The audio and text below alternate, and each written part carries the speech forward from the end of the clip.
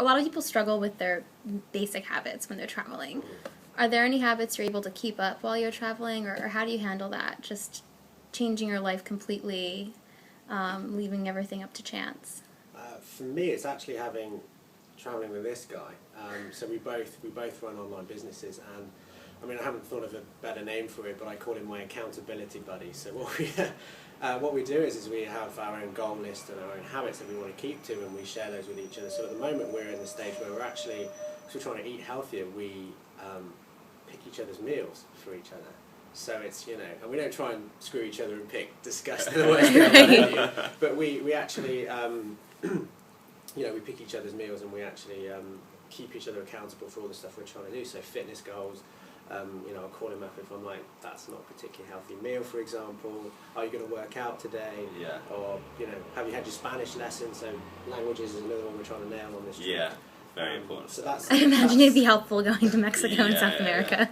Definitely. Yeah, so that's the biggest one for me and for both of us, is having each other, and I think that's important. I've always encouraged other people that want to hit their goals is to have someone they're accountable to. So what are your tips for staying fit while you travel?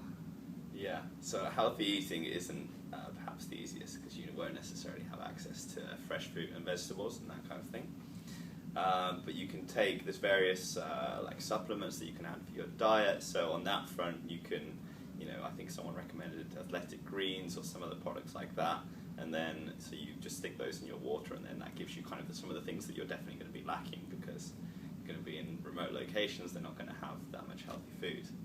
And the other thing is just to try and work out, and we've been working on a bit of, we've been trying to come down with a bit of a regime, haven't we? That's right, yeah. So, I don't have access to a gym. I don't want to pay for one. Those one-off memberships cost a fortune. So we've just been using things that are ready to be available. So running upstairs, hill sprints.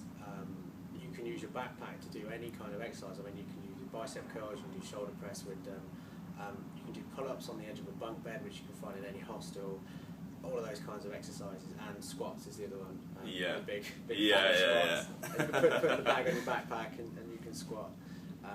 And I mean, those are just compound bodyweight exercises, dips, press-ups, all that kind of stuff. No fancy equipment needed. You can do those absolutely anywhere. Yeah. It doesn't even have to be that often, like 3 times a week, as long as you're really like lifting heavy and things like that. And so yeah, it's perfectly achievable. Well, we'll find out in 3 to 6 months' time. Always go PS lift. PS lift is awesome. No, because I'm working. Extras. Yeah. The outtakes. Let's That's totally the outtakes. Lift is awesome. Download now. Underneath this video. Underneath the video, download Lift now. It's an awesome app.